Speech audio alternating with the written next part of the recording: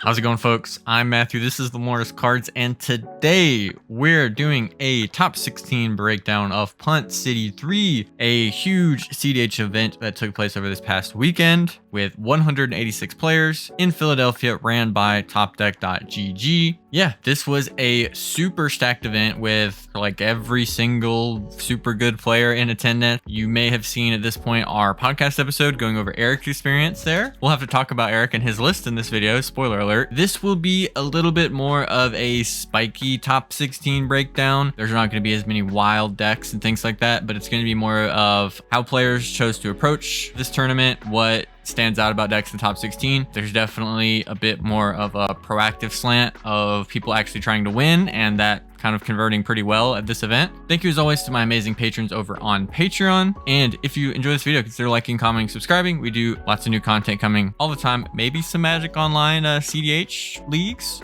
that just got announced. I might have to get on Magic Online and see about that. But anyways, all that being said, let's hop into it. Use the link in the description below to download Whatnot, and you'll get $15 to use to buy Magic singles, sealed product, get anything that you want really. There's no limits. You just get $15 on the account for free just for signing up. This is one of the best ways you can support the channel. And again, it's just free stuff. Use the link in the description below. Give Whatnot a try. Welcome to topdeck.gg, your community's home for everything competitive Magic has to offer. Whether you're hosting an event, playing for a huge prize, or trying to advertise your store to thousands of players, we've got you covered. Using intuitive pairing software, playing Magic is a breeze. All your players have to do is sign up online, then scan the QR code in store. Give your competitors the gift of perfect information as their bracket updates in real time. Then, when the match is decided, our self-reporting software saves you time and leaves paper match slips in the past. Leave the heavy lifting to us so your community can sit back, relax, and have a great day of playing Magic. As expected, Tymna and Kraum is the most popular deck at the tournament, 22 entries, not anything else really close. The next highest is 12. Conversion rate is a little bit lower compared to what we see like the overall conversion rate was in our last quarterly update, which is close to that like 24-ish%, I believe. Still high conversion rate, high attendance. Kind of what you'd expect. We had 12 Sisays in the event, with 3 of them getting to top 16, so that's a pretty fantastic turnout. 11 Kinnans with only 1 to top 16, and this is pretty well lining up with that lower conversion rate we've been seeing for Kinnan. This is a commander that hasn't been doing quite as well. It usually pops up in a top 16 pretty often, but it tends to have a lot of pilots who bring the list who don't make it up there with them. We have Rograkh with 2 top 16s for their 9 attendees, which is pretty sick. Talion had 1 top 16 for the 7. Tivit with 0 for 7, so 0% conversion rate. We got a couple Najeelas in there. There's not a lot after that. It's a lot of O's and 1s. It's pretty top heavy, this event. There's a couple that stand out, of course. We're going to be talking about Korvold and things like that. But overall, the metagame pretty well lines up with kind of what we would expect. With Sisay kind of clearly, even though it's been like kind of grouped up with Kinnan and a lot of the videos that we've done in the breakdowns, doing a lot better. And this event, Rograkh doing well, Tymna Kraum performing maybe a little below average, but like only so many of them get to the top 16 when this many of the decks show up. But yeah, let's take a look at our decks. So, as mentioned, I am not going to be skimming every single deck, all the Tymna Kraums. I'm not going to just totally ignore them because this tournament was very competitive and there's pretty much all high tier decks with like an exclusion or 2. But I am going to still try to avoid just naming every single staple that's in the decks and try to just give a good overview of what the decks are trying to do and some notable cards that stand out. Our 16th place deck, we have Vial. Deck we've covered a couple times. There's some turbo versions. There's some more mid-rangey versions. So let's see what this is looking like. Looks like it's maybe a bit more mid-range. You don't usually see like turbo Nas decks throw in Niv Mizzet looking that way. I mean, this is not the heaviest creature count in the world. Pretty high quality. Siren Storm Tamer tends to just be good enough in Malcolm decks. These are banger cards. Mayhem Devil, there might be some like trickery charm stuff going on where we can turn Mayhem Devil or Niv Mizzet into a pirate. Usually if they're opting to run these cards, they're there. But then also, Mayhem Devil with Malcolm's Treasures can just kind of take over a game. Talion's just a good draw engine. So pretty lean creature package. Sorceries, we are on the Wheel of Fortune and the Windfall. We're on the Praetor's Crest too. Reanimate, that makes sense. We've got lots of creature combos. There's lots of just good creatures in this metagame right now. Get Probe is a card I've been seeing pop up again a little bit. It is really good in these decks that are just trying to see if the coast is clear. The downside of it is it's not even really free if you're having to like pay for a Ristic, especially a Mystic or more. You're just like card negative, but you're getting that information, so that can be nice. Besiege the Mirror has so many good options to hit in this deck. You can go grab a Talion if you want. You can grab Mayhem Devil if you have like the Charm. You can grab Glinthorn Buccaneer, Necropotence if we're on that here. Tons of good options. Instance, Pact of Negation. We do have the Dispel showing up. There's the Trickery Charm that I mentioned. Looks like that's the only one of those effects. I know there's another one. Calling the Weak, Dark Ritual, Pact, the one Red Blast, no Pyroblast, Swan Song. We are on the Adnaz. Born Upon a Wind makes me think we're more likely to be on Necropotence. And if we're Nazing with, Niv, it's not always the worst thing in the world just because you're running like a couple hits, like the 4-drop, the 6-drop, you can hit your Force, your Mind Break Trap. So it might not be always the best, but also like this is a deck with 1-card win conditions. Your Nas doesn't really have to go that crazy. Artifact package is pretty well what we would expect for the kind of Grixis shells to usually run a bunch of the talismans, all the fast mana they can. And then this one is on the One Ring. Enchantments, we got a couple more than usual because we are running Curiosity and Ophidian Eye, which can combo with our Niv Mizzet. They're just pretty good cards. You throw them on a Malcolm. If you get into a spot, you can do things with like Instep, Glinthorn Buccaneer, and Cleanup, where you get to discard a card, ping a person, draw, you're still in your cleanup, so you have to keep doing that over and over. That's probably going to be like more of a backup plan. If they are able to like stop your Malcolm for some reason, you can't recast it, you're able to deploy the Curiosity on it, and you have the cards in hand. So it's a bit more niche, but it does come out. And then yeah, we are on the Necropotence. I like it. I really like this kind of build. And 24 lands, so pretty lean, right? I mean, this is like what the type of land package that like Rocksai runs. No Mount Doom. They're not on a Surveil land. They're also not running Cavern of Souls, so they're not all in on like, hey, pirate stuff. Low to the ground. They are on the Niv. I'd be curious to know how often like Niv Mizzet came up in the event. I mean, when you do have like Reanimate and Waste to Tutor, it's not impossible to get Niv in your yard. It's definitely leaning more turbo again. 13 creatures, you're not clogged up with tons of creatures, and when you try to Nas or just looking for gas, I mean, you got tons of tutors, tons of rituals, the double wheels, of course. So yeah, very good, more turbo leaning list that just has tons of ways to win out of nowhere. Next up, we have a Najeela at 15th. This is looking more like the no bad cards kind of Najeela. 16 isn't really a low creature count, but like they're not running all the dorks. There's no ignoble hierarch. There's not really like things like Chatterfang or other just like warrior synergy cards that we'll see in other lists that we look at today. The clean must-run-ish cards in Najeela. 16 for a green deck is not crazy, but it's running like all bangers. What's the filler here, right? You got your silence effects. You got Samut as like the cutesiest. If you play a Samut with Najeela, you know it's not cutesy. It's drawing like a million cards. It's going crazy. And then Kutzel, which just is here to stay as Najeela's other Grand Abolisher-ish effect. Sorceries, we do have the Rite of Flame. Last Chance. So yeah, we're definitely leaning more into that turbo-y thing. We're doing the Culling Ritual meme bet. We are in the Summoner's Pact, which has a couple options in this list. Get Derevi, get Samut, get Elvish Spirit Guide,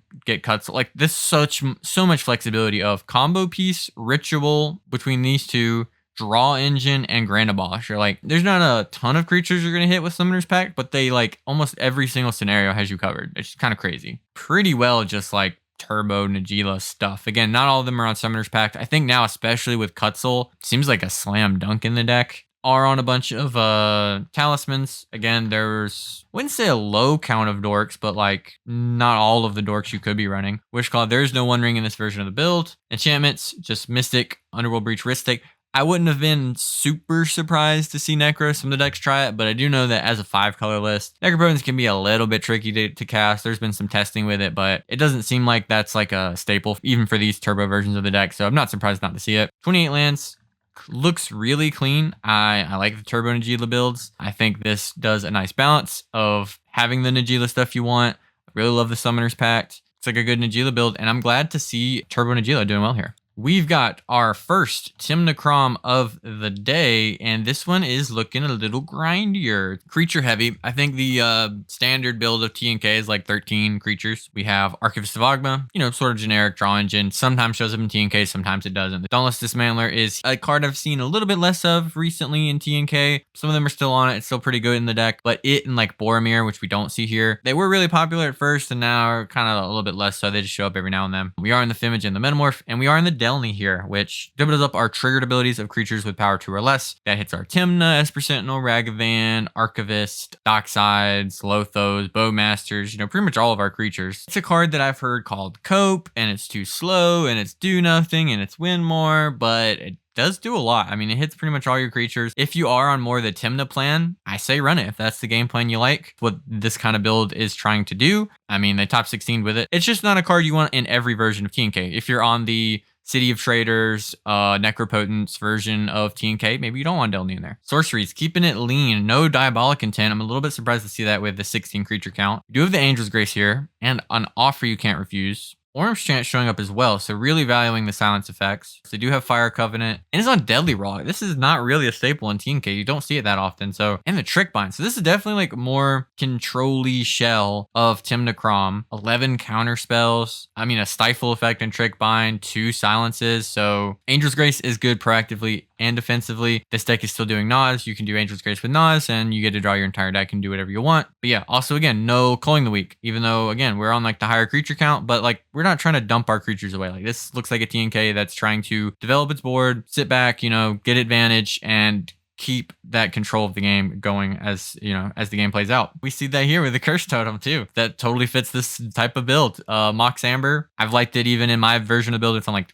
13 creatures. It seems pretty good. They got a couple more. Pretty much the mana stables you would expect. They're on 4 talismans. The Curse Totem doesn't hit anything of ours but Ranger Captain, I believe. Dauntless is Mailer, which can be relevant. And then we are on the One Ring. So I'm going to assume no Necro. Yeah, no Necro, just Mystic Ristic. Breach, of course. 27 lands. We are in the Cavern of Souls. Kind of makes sense. You know, we're doing Delny and Dauntless is Mailer. Those are both humans. Just looked like that kind of build. And we're on the basic island. We're respectful of things like Blood Moon and Archon of Emeria, I guess. Doesn't really feel like right now, looking at the metagame, especially look at the rest of this top 16, doesn't feel like this basic island is almost ever going to help you, other than like you get Path to Exile, you know, you get a little bit of upside, things like that. But yeah, opting to run it, maybe it checks out and it's worth it overall, and with the way they play at least. We've got Sakashima coming in at 13, 16 creatures. So this is the kitten build. They're doing kitten. You guys know this list. I'm assuming you know how it gets down. Kind of just Krark cards. I don't know how popular Brawl is in Krark decks. I don't feel like it's necessarily a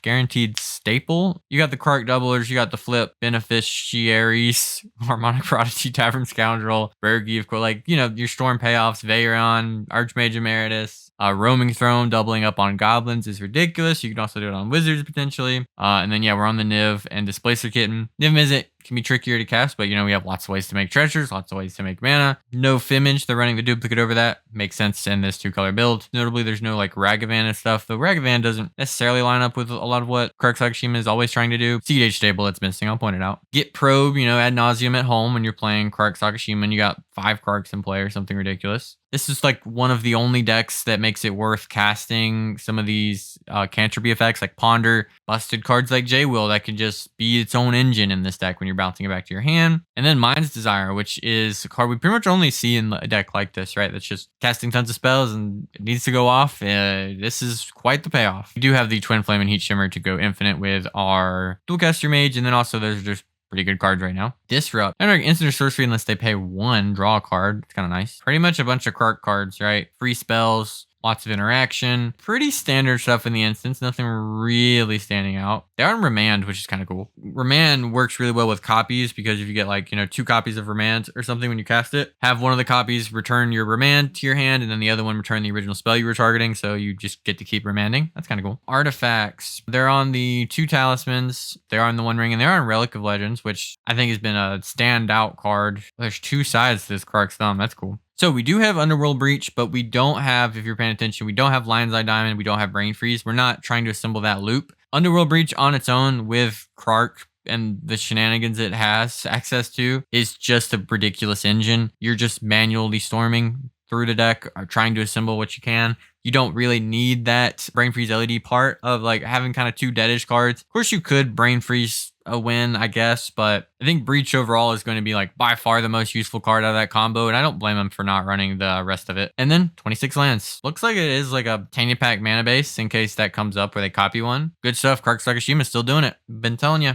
Deck's kind of coming back. All right, we've got Memo here and his first American event. And this is a bit of a different build, so I'm going to read his description here. Aggro Warriors is a commander-centric aggro deck that preys on a mid-range meta. This list is designed to deploy an early Najeela and embrace the beatdown. By not casting many spells and the general emphasis on the combat phase, this list plays around cards like Flusterstorm, Mindbay Trap, or Ristic Study. We already see kind of a standout card, Invasion of Ikoria, not really a Najeela staple. And this is more like the dork package I was talking about. You could run potentially. We've got 5 dorks here versus the 3 we saw in that last list. Other standout cards, Gilded Drake, way more of a mid-range staple. Bramblewood Paragon, 1 in a green, 2/2 warrior. Each other warrior creature you control comes into play with an additional +1/+1 counter on it. Each creature you control with a +1/+1 counter on it has trample. So you're getting the damage in. This thing is putting the damage on some people. We are on the Fimage, we are on the Spell Skite, protecting our creature combos and just our good creatures, right? It doesn't have to protect Derevi. Sometimes it could just protect Chatterfang, for instance, who makes you some squirrels with Najeela. Chatterfang will copy the properties of the token. So when you attack with Najeela and you make 3 warrior creature tokens that come in tapped and attacking, Chatterfang will make 3 squirrels that come in tapped and attacking. Devilish Valet, we've talked about this one before. It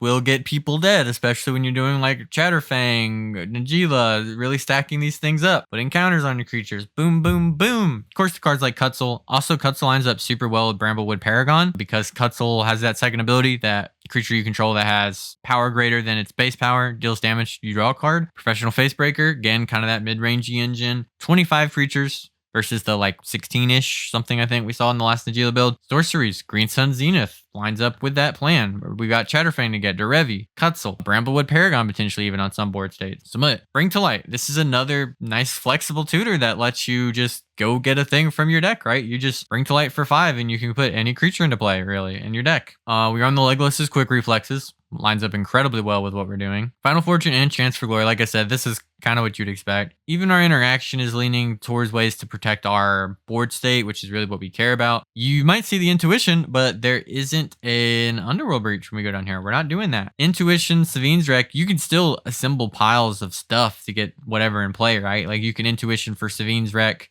Samut, and Derevi or something, right? Cutzel or whatever. Just good things and then get them both back. It's kind of hot. Yeah, I really like this build because there's no Nas, which makes sense. You know, our curve is a little bit higher. We have like so many creatures that, you know, Nosing afterwards can be tricky. We're not on things like Dark Ritual or Culling the Weak. So yeah, I really like that approach where we're not running so many like dead kind of cards. This is something Eric talked about, right? No bad cards. Hey, Lion's Eye Diamond, not the best card in the world. Brain Freeze is not the best card in the world when you're not comboing with it. Artifacts, relatively slim. You know, we got a higher dork package. And then we are on Mystic Ristic, of course. We are on the Druid's Repository, which has been, you know, a way to combo off with Najeela, of course, historically, that not all the decks run. And War Leader's Call, an Anthem effect, creatures you control get +1/+1. Hey, works with Cutzel, right? Hey, draw cards, beat people to death. And whenever a creature enters the battlefield under your control, does 1 damage to each opponent. That's going to happen a lot. We are getting people dead, and we're on up to 30 lands. We're a Cradle deck. Just good, stable, 5-color mana base. I really like this build. I think this is a super clean approach to this kind of mid-range Najeela build that isn't trying to do every single thing Najeela has access to. They have their creature combos and Thassa's Oracle, which is just so slot light. Yeah, I love this version of the build. Awesome to see Memo come out here and do the thing. Next up, we've got Talion by Max P. See if anything stands out. We are on the Karn the Great Creator. We're a pretty dedicated control shell, it looks like. We're on the Hullbreaker Horror, which you don't always see. It comes in and out. Of course, Talion's not an outlet itself, but you have ways to just go infinite. This thing can really just control a board anyways. It's uncounterable. You could do Bowmaster loops and get people dead. We are on Sakashima the Imposter, so I know some of the builds recently have gone away from doing too much of the cloning stuff. I think this is like the proper amount because Sakashima can clone anything on the battlefield and it gets around the Legend Clause, so we're not going super heavy with like Sakashima of 1,000 Faces and all the ways to get around it. I think like the one and it being very flexible is about the right balance you want. Some good instant speed cards that just take over a game like Notion Thief. Got Shielded in here, putting pressure on life total, subtlety. So a pretty lean creature package, but it all has good stuff here, right? Gilded Drake can be amazing in certain games. We are on the Twister, which is kind of what I expected, seeing Notion Thief, and you don't really use your graveyard that much, so I don't think you want to Windfall, even though we are on Meme Bet. Doesn't make sense to Diabolic Intent. We don't really want to sacrifice Misfit creatures. We don't even run that many. We're on the Deluge. We're not seeing like the Yehini's expertise. We're not getting cute with it. We're just playing good old playable cEDH cards, and then we're going to have a whole lot of cheap and free interaction. Just about all of it you can have. We're on the Dark Grit. Tons of counterspells. Stern Scolding, Spell Snare, Drown in the Lock, Trick Bind. I actually really like Trick Bind in this kind of build. You want answers that are pretty much unbeatable. Sometimes you'll see the Commandeer not showing up here. Sheldon's Edict. I really like in cEDH. I don't know. I don't really play a deck that it makes sense in, but it makes sense in this one. Got a whole bunch of mana and then some things that lock out stuff we don't care about. We don't care about anything Grafdigger's Cage does. Cursed Totem, we don't need to activate abilities of creatures. That's for nerds. Weathered Runestone, stop it. Nobody's doing any of this breach garbage. We are just trying to lock this game up in a way that keeps it going, doesn't shut down any interaction, right? We're not seeing 3-ball show up in here. We're still casting spells. We want other people to be able to cast spells. We still want them to win the game. It's a reasonable ask, and we are in that one ring, no ad nauseum. Blood Chief's Ascension, we're seeing more of that happen. I think I talked about this in like Matt Sperling's build, where we could just use Blood Chief's Ascension as sort of like another shielder type effect that we can get down early. It does have cute synergies with Mnemonic Betrayal, but we don't need like Mind Crank, which is just really a dead card in a list that, other than like, you know, weird combos like that, is like really focused. We're on the counterbalance, makes a ton of sense. Copy Artifact, we're like an amazing One Ring deck. Maybe copy a Wishclaw Talisman at times. Dress down like perfect answers and draw engines. And then 28 lands with our MDFC. Hey dude, I'm not seeing an Undercity Sewers, so it must have been a misclick. Get that Surveil land in there. Talk to me next time. At least there's no River of Tears. Next up, we got Rocket Man's Tymna Kraum deck. It's already looking a little bit different, right? Talked about that 13 creatures being standard. We got a few less in the last build, though Saracen not necessarily like the most standard here. I think we're seeing it here over Phyrexian Metamorph, it looks like. Valuing pressuring life totals, but not going crazy with it, right? Thing is, with like Saracen, you can pressure life totals a lot easier and cheaper in a way that lines up a little bit better with like Tymna than you would do with like Shieldred. We do have the Diabolic Intent. We didn't see in that last one. We're showing the Deluge. We're on the Wheel. No Windfall, no Twister. We're on the Pact of Negation. We are on the Culling the Weak. Both the Red Blast. Nothing super standing out. None of the if-year slots like Dispel, Miscast, Offer You Can't Refuse. Artifacts. No the One Ring. Enchantments. This is where we're getting a little bit heavier. We are on the Necropotence, Smothering Tithe, and Trouble in Pairs. Trouble in Pairs is a card we've been seeing more and more of. It's just pretty good draw engine. You know, you like playing Kraum. Here's another Kraum, and draws even way more cards. Again, you don't have to slam down Necro turn 1, turn 2 with this deck. You can just play your creatures, draw some cards, get a Dockside at some point, put down a Necropotence, pay a bunch of life into it. You've got already like 7 mana up or something like that. Top deck tutor when you Necro, and then boom, you got Necroborn, go off, king. And then 27 lands. Again, when I see the Necropotence, I assume City of Traders is there. No Cavern of Souls, which I didn't expect in this version of the build. We got a little bit of a spree of Tymna Kraums here, so buckle your seatbelts. We've got Freedom Waffle coming in at 9th with Tymna Kraum as well. This is usually the list I point to as like standard for TNK, though it has had some changes. We're down a creature, right? Where's it at? It's the Drannith Magistrate, something Waffles talked about. It's not a proactively good card. First TNK we've seen today on Reanimate. Reanimate's just pretty good right now. Although I have been playing TNK and the card hasn't showed up a lot for me. I don't know. Maybe it just didn't line up in my games. And so yeah, we are on Dispel and Miscast. I think I mentioned before, this is like a slot that finding room for. We're going slightly lighter on the creatures, running a little bit more interaction, right? You're drawing lots of cards. You don't want to lose the game with 15 cards in your hand. Everything else looking standard. We're not on Calling the Weak. Not going to be a Necro down here. We're on the Tithe, which I know he's super high on. And then 27 lands, no City of Traders, no Cavern of Souls, just best lands that we have access to. Don't mess it up. All right, we're halfway through the video. What does that mean? It means we're gonna look at a patron submitted deck list. I haven't looked at this deck, and I really should have, because I'm gonna have to try to figure out what's going on with Kellen Daring Traveler. When it attacks through the top card of your library, if it's a creature card with mana value 3 or less, put it in your hand. Otherwise, you may put it into your graveyard. And then Journey On, create X map tokens where X is 1 plus the number of opponents who control an artifact. So we have an outlet in the command zone, right? We get infinite mana. Yeah, because I'm pretty sure with adventure commanders, you can cast the adventure, and then when they would go to exile, you can choose to put them in the zone. So you can keep casting the adventure, creating infinite map tokens. To do that, we can draw the lands out of our deck and mill our entire library. So it's looking like a green-white Staxy slanting build. There's no rule of laws. So we're doing lots of stuff with our counters. We got the Walking Ballista, Arcbound Ravager. Oh no, these are the hardest combos for me to figure out when I'm covering it. I mean, there's some simple ones, right? We got Heliod. We've got Spike Feeder. That's a cool one. Malira Solvok Outcast, which is known for doing, I think that works with Devoted Druid, right? Or does it just prevent you from even paying that cost? Boromir here. Sarenth Steel Seeker. An artifact enters battle for your control. You top part of your library. If it's a land, reveal it. Put it in your hand. If you didn't, put the card in your hand. Sanctifier Invect is cool. Graveyard Hate. Not really a card I usually see in cEDH too much. Hellish Harbinger. Jahira.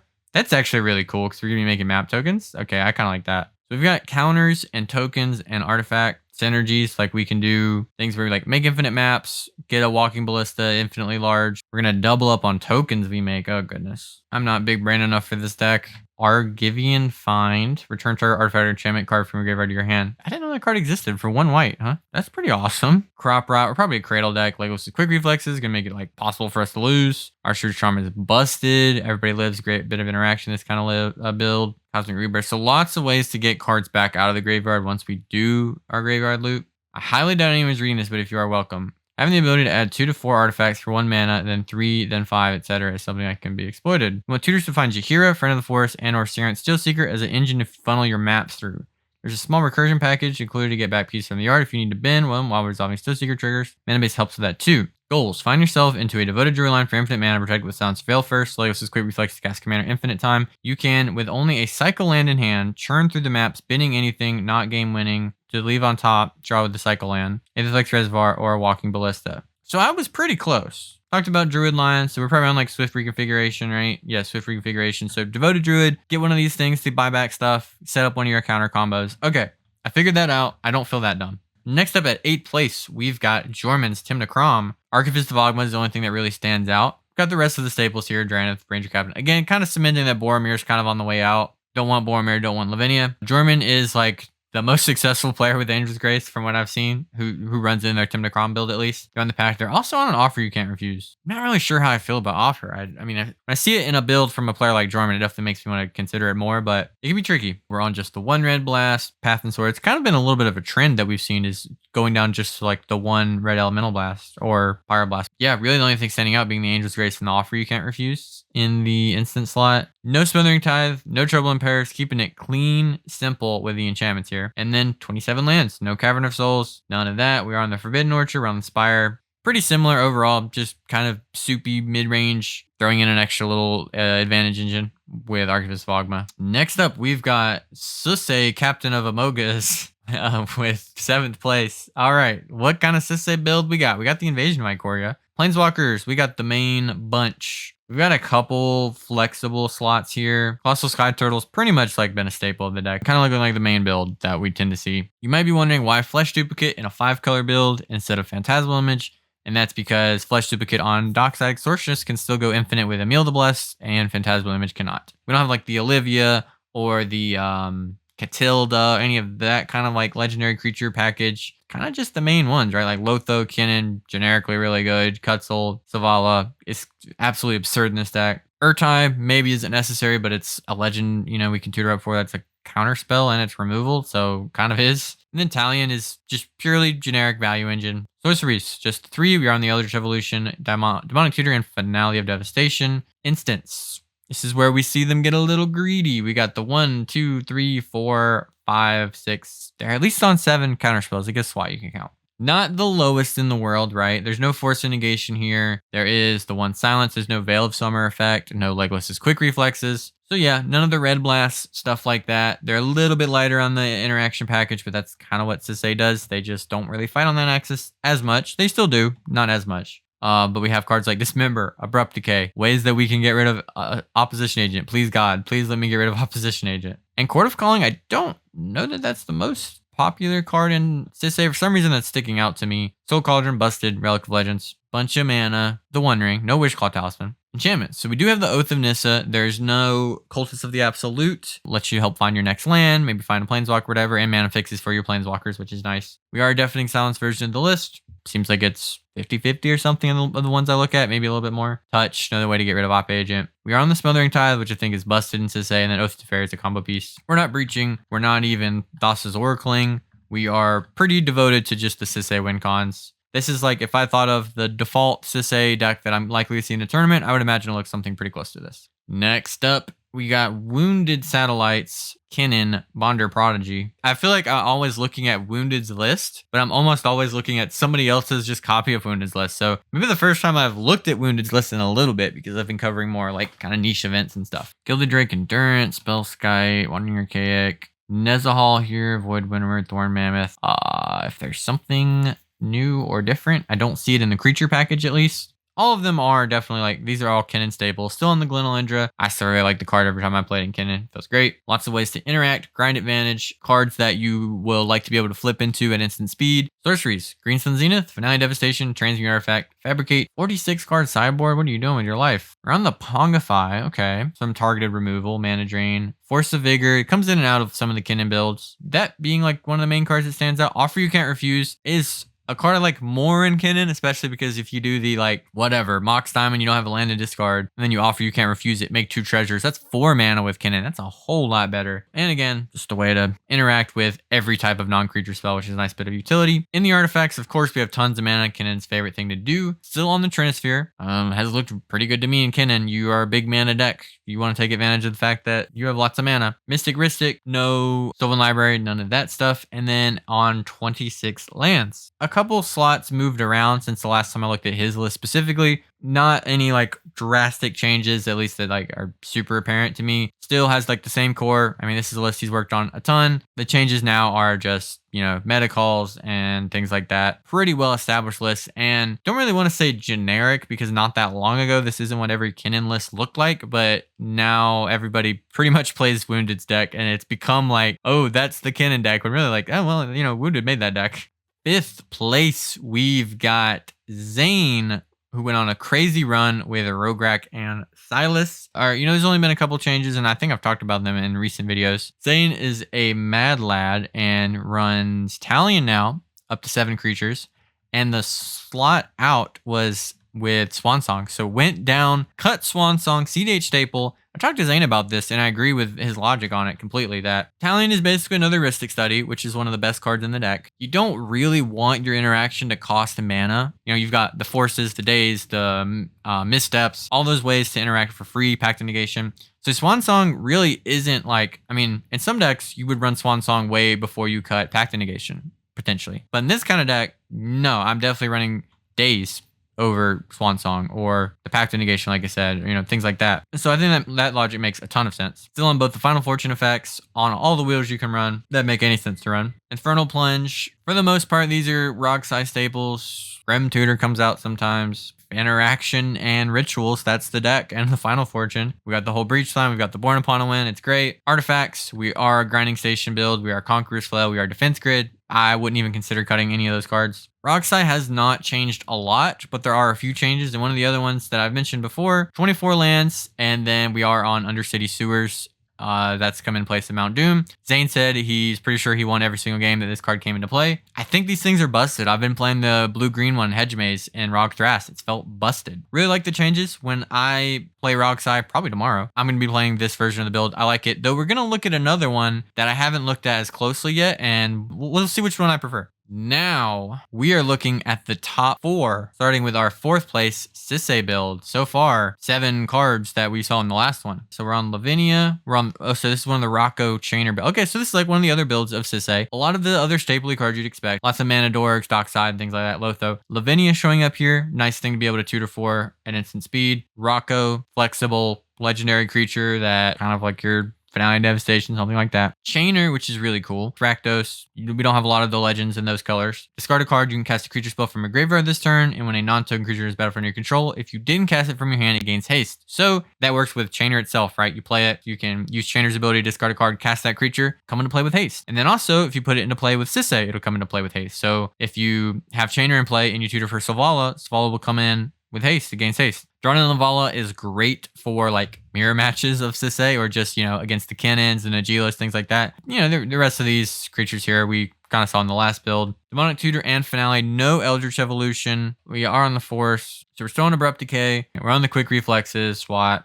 Not even running like Enlightened Tutor and stuff, which I think makes sense, right? We're not a deck as much that's looking to like necessarily always play Ristic or Mystic, something like that. Though we are a deck that's looking to play Sisay a lot. Being able to Enlighten Tutor for Jeweled Lotus could be nice, but also no Worldly Tutor either. And we're, you know, 26 creature deck that kind of runs on Dockside, right? Only running the Vamp Tutor as just our top deck tutor, just running the one best one. Chromatic Ori, not one that shows up a lot, but this thing can just make your life so easy. You get that into play. Enchantments. This one is on the Cultist and the Oath of Nissa, so much, you know, a little bit bigger of an enchantment package. Also on the Blind Obedience. Can really help because we're like pretty much a Dockside combo deck, so So slightly different Sisay build from what we just saw. And we're about to just see another one because there is a second one in top 4 here. Because at third place, we have Sisay. So no Invasion of Ikoria. We are on these Planeswalkers. I haven't seen this Nicole Bullets. It looks kind of wild. K9 Mark 1. That's a cool addition. 1 blue. As long as it's untapped, other legendary creatures you control have ward 1. And you can spend 1 in a blue, tap it. Legendary creature you control can't be, or target legendary creature can't be locked this turn. That's a cool one. Nice bit of flexibility given, a 1-drop is always super nice with Sisay to get Sisay's power,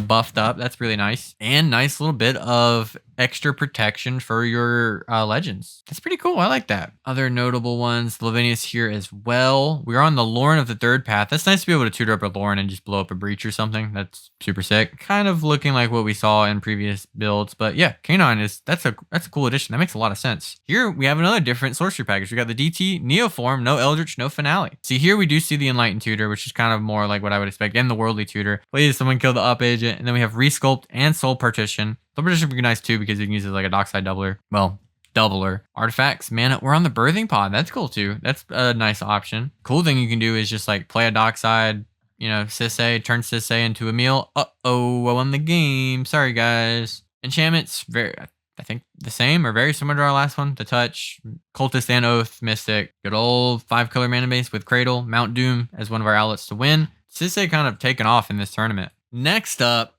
we have the best deck in the format, been the best podcast co-host in the game. We have Korvold, the Mad King, by our good, lovely co-host, gracious, amazing friend, Eric Taylor, who made top 4 at Punt City. Let's take a look at his build. Let's see what I can say he did wrong.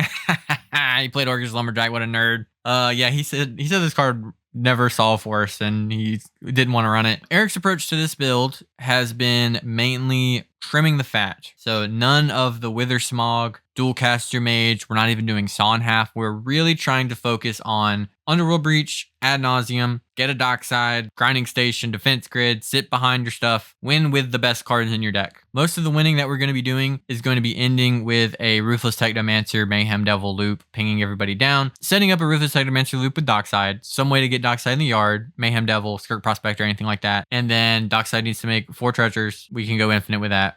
We can loop Orcish Bowmasters. We can do all kinds of stuff once we go infinite. That isn't really the issue. So we don't need a lot of win cons. We're kind of just need to get to the point where we have everything set up. We're assembled, we're protected, and then we can just go through our deck and find some way to do it. Super clean creature package, the best dorks, mana, Dosin, Ruthless Technomancer, one of the best cards in the deck. Super clean creature package here. None of the bad, clunky creature combo cards. We got the reanimation effects, the tutors, the big burr stuff, some cards that haven't always been here. Jessica's Will, which has been in the list, a bit back and then was off the list for a while. When a lot of your payoffs are really good with this card, it gets you access to new cards. You can make a ton of mana. One thing you can really do with a deck like this, where you're having like the Dosin Defense Grid in your Veils, is play those things into Aristic or Mystic. Start casting a whole bunch of spells. They're going to keep drawing anyways, hoping to hit like the Pasage or Artawara, or, they're just going to draw either way. And then you hit them with a Jessica's Will, and they're like, oh my god, I just gave Korvold 15 red mana. Oh no. And then you cast the Wheel of Fortune. Oh no. Is on the Wheel of Misfortune, which he hasn't been before, but with this version of the build, I think makes a lot of sense, right? We're cutting lots of the clunky stuff. We're just trying to move through our deck, jam through it, and have a big explosive turn when we go off, and being able to spend 3 mana, draw 7 cards. That's big and explosive. I think the rest have been pretty standard, reanimation pieces, tutors. Culling Ritual is a card we've talked about before that he didn't like in Korvold, and it doesn't line up when your plan is super heavy on the dock side, but when you're more about Ad Nauseam and Breach, Culling Ritual is absolutely fantastic. It's amazing with both of those cards. It's a great payoff. You can do Culling Ritual into Nas. You can do Culling Ritual into Peer to the Abyss. Peer to the Abyss, Eric said that he didn't need it. I know in one of the discussions we had, there might have been a game where he could have cast it, that it was mainly an experiment and that he didn't feel like he needed it, and it's out of the list along with Orcish Lumberjack. Instance, there's a few more changes here because we are heavier on the reanimation than we have been. We got a couple more slots and then a couple rituals coming back into the fray. Entomb has been a card Korvold hasn't been on for the most part in a while. It can be really dead once you already have the Dockside thing going, but it can be nice to set it up if you don't. We're just using it to add that extra bit of guaranteed access to the thing, and we have more reanimation effects too, right? Shallow Grave here. We've got Corpse Dance. We've got the Reanimate, the Unearth that we saw earlier. We have Animate Dead down here and Necromancy. So lots of ways to get it back, as well as Noxious Revival. Underworld Breach can recast it. Just a good card with Breach anyways. Ruthless Technomancer can get back your creature. Lots of the other rituals and good stuff, tutors. We don't really have to explain why we're on the Red Blast and Veils and Worldly Tutor, things like that. Brain of Filth, a card that has been, associated with Korvold, but hasn't been ran as much. And I think a lot of that, well, one thing we talked about in the most recent podcast episode is if you play the deck like it's got to win on turn 2, Brain of Filth can be kind of bad. But the way that Eric was playing it really was like more of a turn 3 deck that's just able to keep pushing wins once you get to there and win comfortably. And when you have like 3 lands in play, Rain of Filth being 1 black mana, Dark Ritual that can draw you 3 cards, that's where, it starts to get really busted when you have that higher land count in play. And it's just a good card. And Eric was saying he's probably crazy just to have cut it before. Sensitivity specifically, not a card you really want to have to run, but it's what Jund has access to. I think Eric said that Corpse Dance might come out too. It is kind of the worst way to loop through the deck because playing it through Ristic or Mystic doesn't really work. You kind of have to be behind a Dosin for that to make sense, and the opponents not have access to like Ottawara and stuff like that. Run the Nas, run the Fire Covenant. I think he said that this card kind of underperformed too, that he never really needed it. Lots of ways to make mana. Lion's Eye Diamond, Defense Grid, Grinding Station, Witchclaw Talisman. Not really as much to talk about here. These have all been pretty standard. Sometimes you'll run one Talisman over the other. So we have the Carpet of Flowers is kind of the main thing standing out here. Card Eric's tested, feels like it's good, sees it a lot in like the Japanese meta game more. Carpet of Flowers, usually when I see it, tends to make 1 to 2 mana a turn. That's pretty good rate for 1 green. Of course, the Animate Dead and the Necromancy. Breach is like one of the main ways, if not the main way to win. Necropotence, another amazing payoff. You get Korvold to Necropotence. They don't need that many cards to win. They're going to figure it out. We are back on the Emergent Zone, and I think I missed it, but we are on the Crop Rotation, which has come in and out of the deck. Eric is really high on it right now. That's here to stay. He really likes the way that Korvold plays at instant speed. It's just powerful. Sometimes you can just Crop Rotation, trigger Korvold, draw a card, get a fetch land, trigger Korvold, draw a card. It seems to be worth it in this deck. Not every deck needs to run it. Not every deck has to have it, but in this build, in this list, it makes a lot of sense. Nurturing Peatland, he said, was actually really great. All the fetch lands you can run because they're amazing with Korvold. Awesome list. I really like this version of the build. I need to put this together in paper, cut like Pier, Orcish Lumberjack. I guarantee you Eric already has a build up that has some of the changes that he wants to do. I'm sure you can find that. But yeah, amazing stuff to Eric. Korvold's awesome. Great player to see have this kind of success. And, he's going to win Cowtown Throwdown if I don't. So that'll be cool too. So yeah, awesome stuff.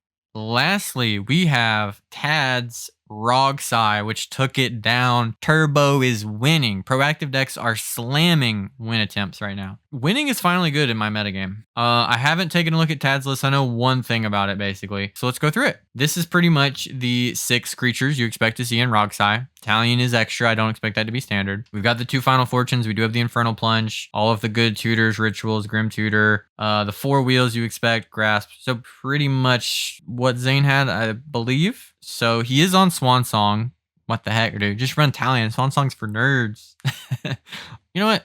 Let's use the compare feature. Make my life a little bit easier. 2 cards different from Zane's build, where Zane is running Steam Vents and Talion. Tad is running Brainstorm and Swan Song. Brainstorm, a card we saw like when Bryant Cook was first kind of cooking with the build. Seen a little bit less of it. I think Bowmasters you care the least about of like a lot of decks, right? Like if you're a green deck, Brainstorm is kind of terrifying if you get Bowmastered, but getting hit for 3 isn't the worst thing in the world. There's probably better things for them to do than just smack you. It can be good, especially if you have a fetch land. I think if you're going to play a cantrip in a deck like this, Brainstorm is the one to play. I'd be curious to know how it performed, but he is, as you can see, down to only 23 lands. We had a 23 land deck take down one of the most competitive cEDH tournaments ever. Undercity Sewers, busted. Do you need 24 lands?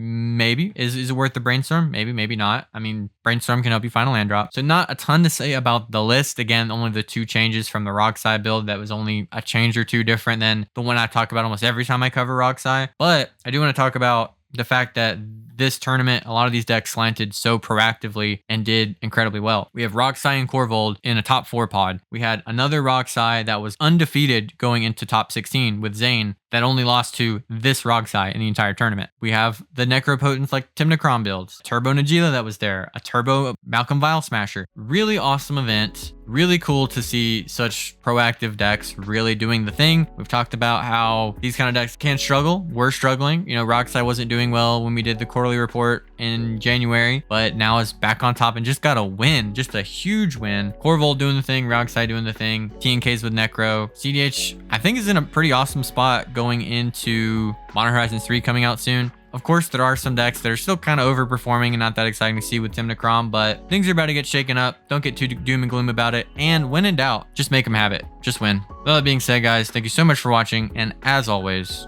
go play cEDH. Have a good one, everybody.